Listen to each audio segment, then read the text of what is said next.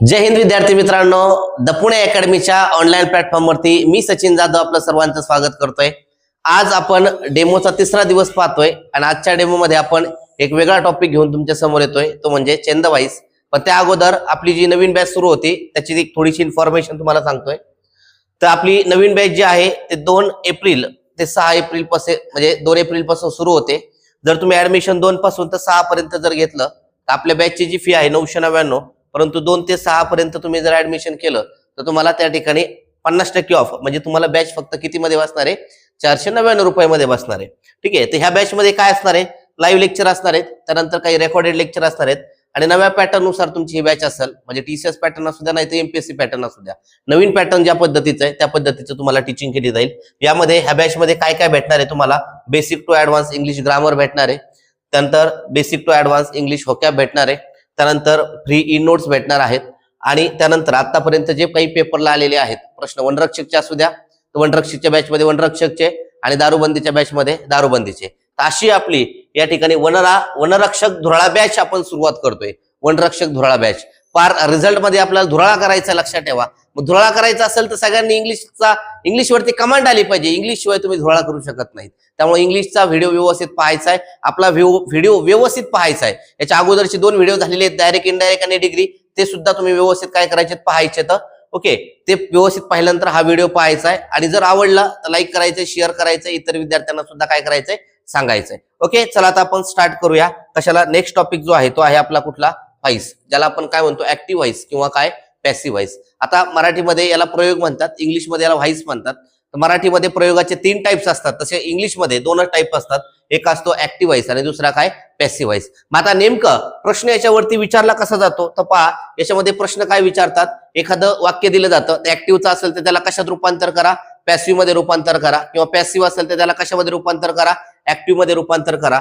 किंवा तुम्हाला काय विचारतात, चूज खालीलपैकी दिल्यापैकी वाक्य कुठलं दिलेल्या वाक्यापैकी ऍक्टिव्ह व्हॉइस आहे किंवा कुठलं पॅसिव्ह व्हॉइस आहे, अशा स्वरूपाचे प्रश्न तुम्हाला विचारतात। किंवा टाइप्स ऑफ सेंटेन्स, दिलेलं वाक्य ऍक्टिव्हचं आहे का पॅसिव्हचं आहे, अशा स्वरूपाचे प्रश्न तुम्हाला विचारले जातात। ओके, तर हे सगळ्यात महत्वाचं इंग्लिश ग्रामर शिकत असताना की त्याच्यामध्ये प्रश्न कसा येतो हे जोपर्यंत तुम्हाला समजणार नाही तोपर्यंत कुठं अभ्यास करायचा किंवा अभ्यासाची दिशा कशी असली पाहिजे हे तुम्हाला काय होणार नाही, समजणार नाही। ठीक आहे, आता हे अशा टाइपचे प्रश्न येतात, याच्यामध्ये किती प्रकारे तुम्हाला ऍक्टिव्ह व्हॉइस पॅसिव्ह व्हॉइस विचारला जातो तर लक्षात ठेवायचंय, tense basis active voice passive voice, म्हणजे टेन्स आधारावरती तुम्हाला ऍक्टिव्ह व्हॉइस पॅसिव्ह व्हॉइस विचारतात।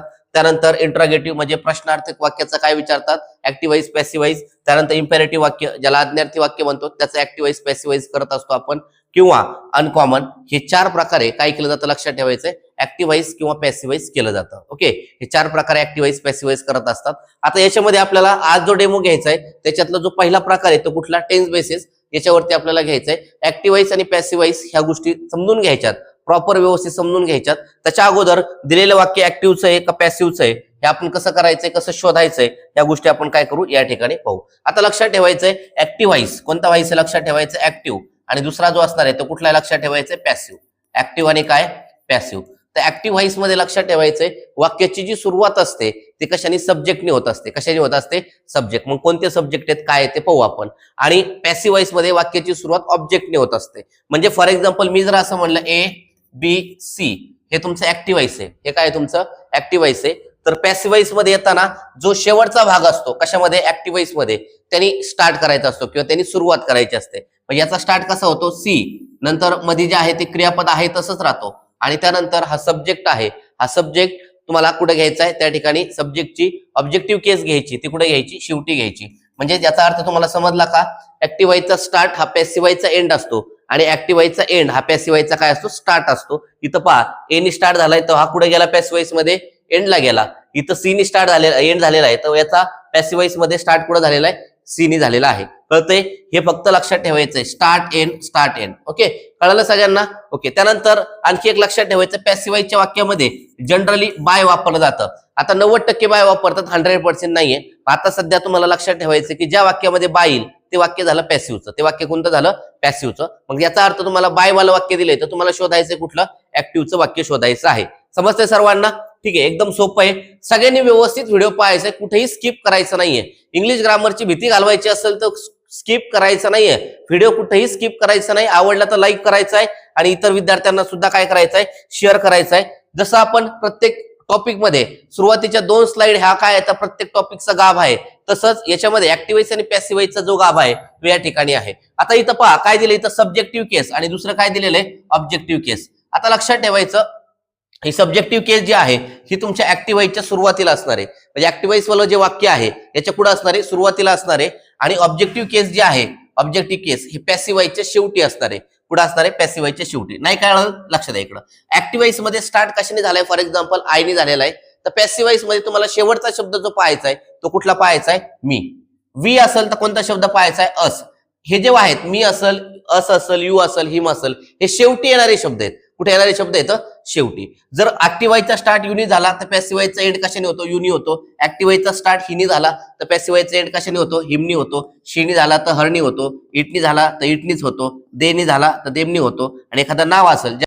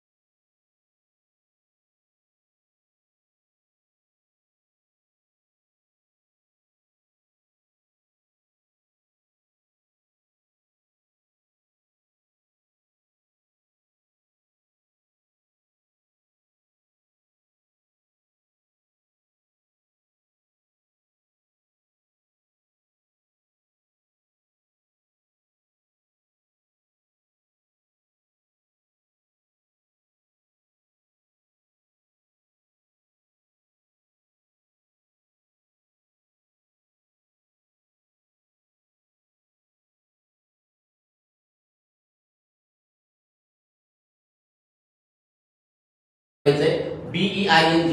त्यानंतर क्रियापदाचं तिसरं रूप येतं त्यावेळेस फक्त लक्षात ठेवायचं शब्द बिन. आणि ज्यावेळेस मॉडल ऑक्झिलरी येतं, मॉडल ऑक्झिलरी कुठले कुठले तुमची शाल असेल, विल असेल, कॅन असेल, मे असेल.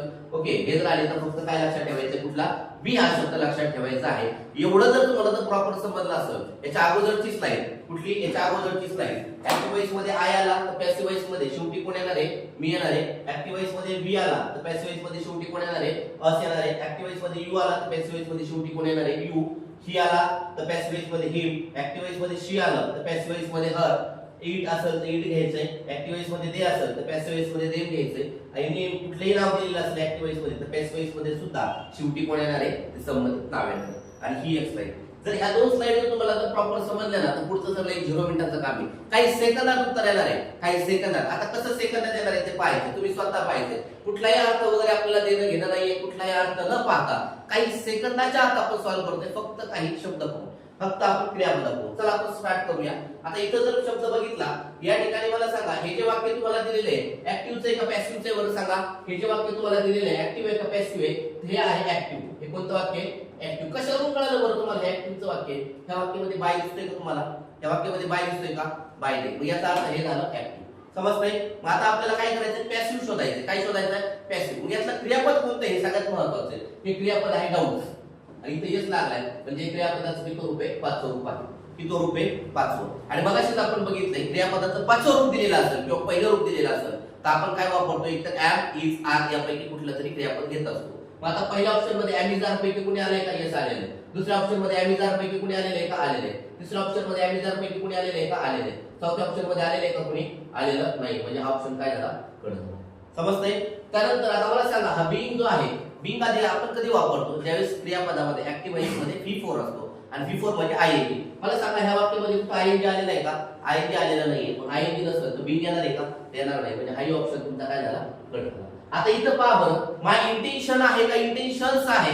इंटेन्शन्स हे काय अनेक वचनी. मग अनेक वचनीमध्ये आपण इज वापरणार का आर वापरणार तर आर वापरणार. त्यामुळे ऑप्शन नंबर किती 2 हे तुमचं काय असणार आहे करेक्ट उत्तर असणार आहे. ऑप्शन नंबर 2 हे करेक्ट उत्तर असणार आहे. मला सांगा कुठला अर्थ पाहिलाय का आपण. कुठला सुद्धा अर्थ काय केलेला या ठिकाणी पाहिलेला नाहीये तरी आपलं काय झालंय उत्तर निघालेलं आहे. त्यानंतर नेक्स्ट आहे इथं रेडू हॅज पेन. आता इथं हॅज आणि पेन हे जे आहे हे क्रियापदाचं किती रूप आहे लक्षात ठेवायचं तिसरं.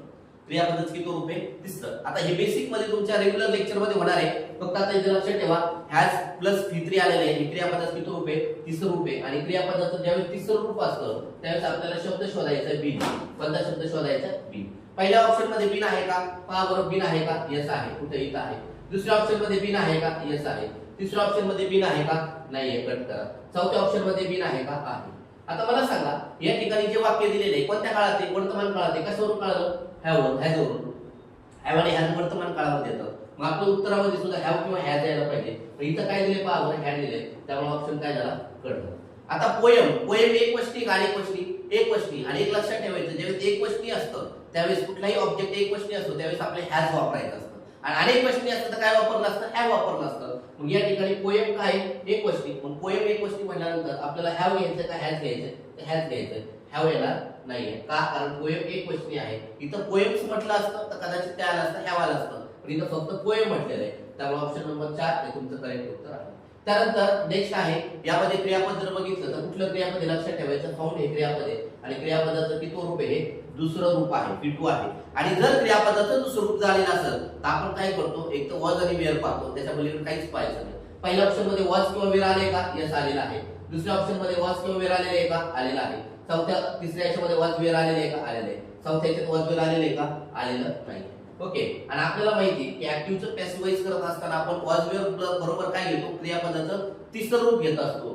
Find found found. क्रियापदाचं पहिलं रूप फाइंड असतं दुसरं रूप फाउंड असतं तिसरं रूप काय फाउंड आहे. म्हणजे आपल्याला काय पाहायचं कोणता शब्द पाहायचा आहे फाउंड हा शब्द पाहायचा आहे. मग ह्या तीन ऑप्शन मध्ये 1 2 आणि 3 याच्यामध्ये फाउंड कुठं दिलाय चेक करा. याच्यामध्ये फाउंड आहे का हा नाहीये हा ऑप्शन कट झाला. या ठिकाणी फाउंड आहे का यस आहे. या ठिकाणी फाउंडेड आहे याचा अर्थ हाही ऑप्शन तुमचा गेलेला आहे. कारण आपल्याला क्रियापदाचं किती रूप घ्यायचंय तिसरं रूप घ्यायचंय. त्यामुळे जे उत्तर असेल ते काय असेल तुमचं फाउंड असेल. काय असेल फाउंड. इतकं साधारण सिंपल आहे लक्षात ठेवा. त्यानंतर इथं बघा उमर प्लेज नॉइसी सॉन्ग. इथं क्रियापदाचं किती रूप आहे V5 आहे. प्लेज यस लागलाय म्हणजे V5 झाला. आणि V5 असेल तर आपल्याला काय घ्यायचं असतं एमिजार घ्यायचं असतं. पहिल्याच्यात एमिजार आले का आले. दुसऱ्याच्यामध्ये एमिजार आले का आले. चौथ्यामध्ये एमिजार आले का आले. तिसऱ्यात एमिजार आले का आले. चौथ्यात आले का आलेलं नाही. आता मला सांगा आपण बीइंग कधी घेत असतो बरं जर दिलेल्या वाक्यात कोण असेल आयएनजी असेल तर. दिलेल्या वाक्यात आयएनजी आलेलं आहे का आयएनजी आलेलं नाही. मग बीइंग येईल का बीइंग येणार नाही. म्हणजे एक तर 2 उत्तर येईल किंवा किती उत्तर येईल 3 येईल. पण आता मला सांगा सॉंग्स आहे का सॉंग आहे सॉंग्स आहे का सॉंग आहे सॉंग्स आहे काय सॉंग्स.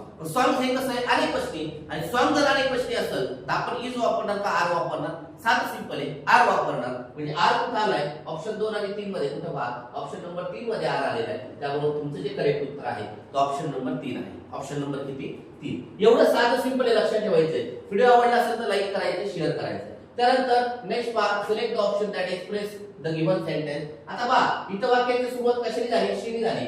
मग आता मला सांगा हे ऍक्टिव्ह व्हायचे का पॅसिव्ह व्हायचे हे तुम्हाला कळतं. याचं बाय आलेलं आहे का आलेला नाही. म्हणजे याचा अर्थ हे काय ऍक्टिव्ह व्हायचं. हे काय ऍक्टिव्ह कुठला आहे ऍक्टिव्ह. मग आता आपल्याला काय करायचंय, पॅसिव्हाइज करायचंय. मग मी तुम्हाला आधी सांगितलेलं आहे ऍक्टिव्हाइज मध्ये शी आलेला असेल, काय आलेला असेल, शी, तर शेवटी शब्द जो असतो तो हर असतो. कोणता असतो, हर. मग आता हर शब्द शेवटी कुठे आलाय चेक करा बरं. इथं आलाय का, आलाय. इथं आलाय का, शेवटी हर आलाय का, नाही आला, कट करा. इथं आलाय का, नाही आला, कट करा. इथं आलाय का, समजते इथपर्यंत. म्हणजे ऑप्शन तुमचा हा गेला आणि ऑप्शन कोणता गेला, आले. समजते सर्वांना. त्यानंतर मला सांगा इथं बेकिंग आलंय, म्हणजे क्रियापदाचं किती रूप आलंय, चौथं रूप. आणि जर क्रियापदाचं चौथं रूप असेल तर आपण काय वापरतो, बीइंग हा शब्द घेतो. कोणता शब्द घेतो, बीइंग, आयएनजी वाला घेत असतो. मग बीइंग हा शब्द 1 नंबर आणि 4 नंबर मध्ये तुम्हाला कुठं पाहायला भेटते, पहा बरं. 1 नंबर मध्ये आहे का बीइंग, आहे. 4 नंबर मध्ये आहे का, नाहीये. त्यामुळे उत्तर जे आलं ऑप्शन नंबर किती, 1 आहे तुमचा काय असणार आहे, करेक्ट उत्तर असणार आहे. ओके, सगळ्यांना समजतंय का, सगळ्यांना समजतंय व्यवस्थित. फक्त सांगितलेल्या गोष्टी करायच्या, त्याच्यापेक्षा जर बेसिक आता आपण रेग्युलर लेक्चर मध्ये घेणार आहे ते बेसिक झाल्यानंतर भरपूर मोठ्या प्रमाणावरती तुमचं त्या ठिकाणी इंग्लिश वरती काय येणार आहे, प्रभुत्व येणार आहे. लक्षात ठेवायचं सगळ्यांनी. त्यानंतर सिलेक्ट द, नेक्स्ट काय सांगितलेलं आहे, select the option that express the given sentence is passive voice. आता दिलेलं वाक्य ऍक्टिव्ह आहे का पॅसिव्ह आहे, ऍक्टिव्ह आहे. कशावरून कळालं, बाय नाहीये, कुठे आहे, बाय आहे का, नाहीये. म्हणजे याचा अर्थ हे काय ऍक्टिव्ह आहे, म्हणजे आपल्याला काय करायचं, पॅसिव्ह करायचं. मग सेम आहे. आता याच्यातलं क्रियापद जर बघितलं तर हे आहे बिल्ड. आता लक्षात ठेवा, BUILD हे क्रियापदाचं किती रूप आहे लक्षात ठेवायचंय, दुसरं रूप आहे. आणि क्रियापदाचं ज्यावेळेस दुसरं रूप येत असतं त्यावेळेस आपल्याला शोधायचं असतं वॉच किंवा वेअर. काय शोधायचं असतं, वॉच किंवा वेअर. आता दिलेल्या ऑप्शन मध्ये वॉच किंवा वेअर कुठे आहे, इथं वॉच किंवा वेअर आले का, आले. इथं वॉच किंवा वेअर आले का, आले. इथं वॉच किंवा वेअर आले का, आले. इथं आले का, आलेलं नाही. मला सांगा बीइंग कधी येत असतं, आता सांगितलं मी बीइंग कधी येत असतं, जर ऍक्टिव्हाइज मध्ये आयएनजी असेल तर. ऍक्टिव्हाइज मध्ये आयएनजी आलेले का, आलेले का, नाही आलं. मग आलं नाही तर घेणार का आपण, ते घ्यायची गरज नाही.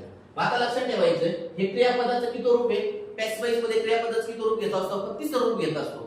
हे जे आहे हे बिल्ड आहे, हे बिल्ड क्रियापदाचं पहिलं रूप आहे. आपल्याला किती पाहिजे, तिसरं. मग काय असतं, बिल्ड बिल्ड असतं. काय असतं लक्षात ठेवायचं, बिल्ड. मग बिल्ड पुढे शब्द आहे या ठिकाणी, म्हणजे उत्तर किती आलं, ऑप्शन नंबर 2 हे तुमचं काय झालं, करेक्ट उत्तर आहे. लक्षात ठेवा, कुठल्याही एक्झामला गेलं तरी ऍक्टिव्हाइज पॅसिव्हाइज वर तुम्हाला एक तरी प्रश्न विचारला जातो. ऍक्टिव्हचं पॅसिव्ह करा आणि पॅसिव्हचं ऍक्टिव्ह करा. तलाट्यामध्ये जर मागच्या वेळेचा पेपर जर बघितला टीसीएस ने घेतलेला, त्यामध्ये 2-2 मार्काला तुम्हाला ऍक्टिव्हाइज आणि पॅसिव्हाइज विचारलेले आहेत, 2-2 प्रश्न विचारलेले आहेत. त्यानंतर नेक्स्ट पहा, आता इथं काय दिलं, बाय दिलं, म्हणजे याचा अर्थ ऍक्टिव्ह का पॅसिव्ह, हे आहे पॅसिव्ह, हे काय आहे पॅसिव्ह. मग पॅसिव्ह म्हटल्यानंतर आपल्याला शोधायचं काय असेल, ऍक्टिव्ह शोधायचं असेल. इथं स्केअर दिलेलं आहे, काय दिलेलं आहे, वॉच स्केअर दिलेलं आहे. म्हणजे आपल्याला शोधायचं आहे कोण, फिट. कोण शोधायचं, फिट. तर लक्षात ठेवायचं स्केअर, SCARE हा क्रियापदाचं पहिलं रूप असतं. SCARED हे क्रियापदाचं दुसरं रूप असतं. आणि आपल्याला काय शोधायचंय, आपल्याला दुसरं रूप शोधायचं, फक्त स्केअर्ड हा शब्द शोधायचा.